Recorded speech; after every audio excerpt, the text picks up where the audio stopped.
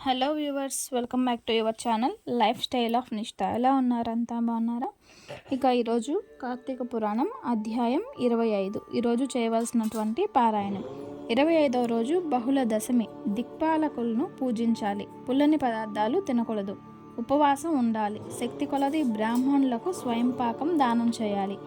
అఖండ కీర్తి సంపదలు సమకూరుతాయి. 25వ రోజు చేయవలసినటువంటి పారాయణం.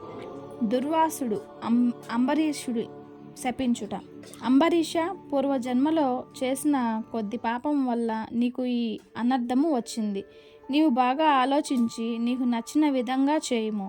ఇక మాకు సెలవు ఇప్పించవలసింది అని పండితులు అన్నారు.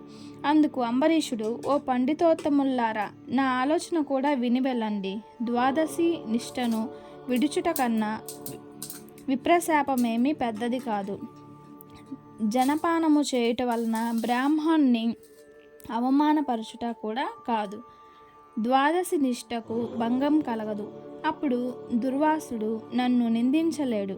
నేను చేసిన పూర్వ పుణ్యఫలము నశించదు. కావున నీటిని తాగి ఆయన వచ్చే వరకు వేచి ఉండు అని వారి ఎదుటనే నీటిని తాగాడు.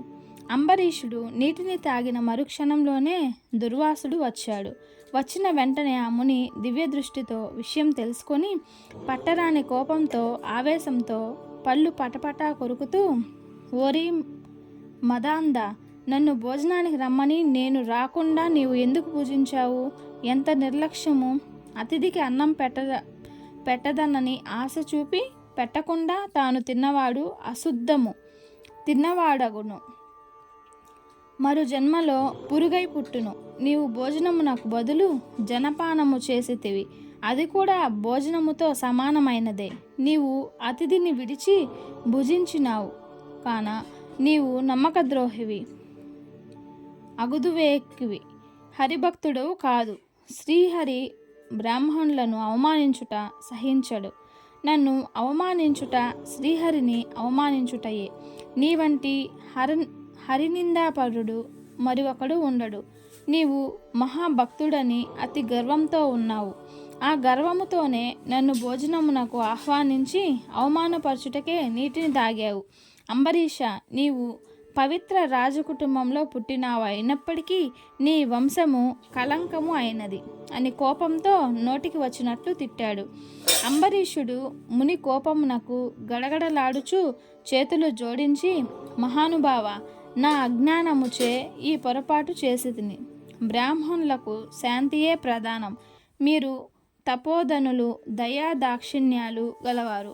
కావున నన్ను కాపాడుము అని అతని పాదాలపై పడి వేడుకున్నాడు. దయాశూన్యుడైన దుర్వాసుడు అంబరీషుని తలపై తన ఎడమ కాలితో తన్ని, దోషికి శాపం ఇవ్వకుండా ఉండకూడదు.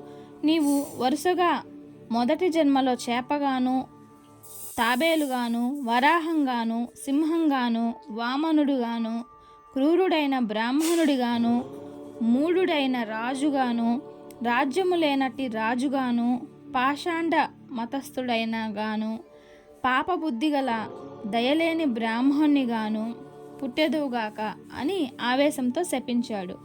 ఇంకను కోపం తగ్గక మరలా శపించుటకు పూనుకొంచుండగా శ్రీ మహావిష్ణువు బ్రాహ్మణ శాపం వృధా కాకూడదని తన భక్తునికి ఏ అపాయము కలగకుండా అంబరీషుని హృదయంలో ప్రవేశించి ఆ అవతారాలు తాను ఎత్తడానికి స్వీకరించాడు.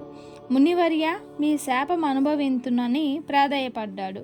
అయినా దుర్వాసుడు ఇంకను కోపము పెంచుకొని శపించబోగా శ్రీమన్నారాయణుడు తన సుదర్శన చక్రమును అవతరింపజేశాడు. ఆ సుదర్శనము కోటి సూర్యప్రభలతో అగ్నిజ్వాలలు కక్కుతూ దుర్వాసుని వైపు రాగా అంతటా దుర్వాసుడు ఆ చక్రము తన్ని మసిచేయునని భావించి ప్రాణభయంతో బ్రతుకు జీవుడా అని పరిగెత్తసాగాడు. మహా తేజస్సుతో చక్రాయుధము దుర్వాసుని తరుముచుండగా దుర్వాసుడు తనను కాపాడమని భూలోకమున ఉన్న మహామునులను, దేవలోకంలోని దేవేంద్రుణ్ణి, బ్రహ్మలోకానికి వెళ్ళి బ్రహ్మదేవుణ్ణి, కైలాసమునకు వెళ్ళి పరమేశ్వరుని ఎంత ప్రార్థించినను వారు సైతం చక్రాయుధము బారి నుండి దుర్వాసుని కాపాడలేకపోయారు. స్కంద పురాణంలో వశిష్ఠ ప్రోక్త కార్తీక మహత్య మండలి పంచవింశోధ్యాయం అంటే 25వ రోజు పారాయణం పూర్తి అయినది. చూశారు కదండి ఈరోజు వీడియో అయితే ఇది. కార్తీక మాసంలో కార్తీక పురాణం వినేవాళ్లకు ఎంత పుణ్యమో, చదివే వాళ్ళకి ఎంత పుణ్యమో వినే వాళ్ళకు కూడా అంతే పుణ్యమని మన పురాణాల్లో చెప్పబడింది. ఇంకా నా ఛానల్ని ఎవరైనా సబ్స్క్రైబ్ చేసుకోకపోతే సబ్స్క్రైబ్ చేసుకోండి, లైక్ చేయండి, షేర్ చేయండి. Thanks for watching. నెక్స్ట్ వీడియోలో మళ్ళీ కలుద్దాము. అంతవరకు నమస్తే. Don't forget the subscribe.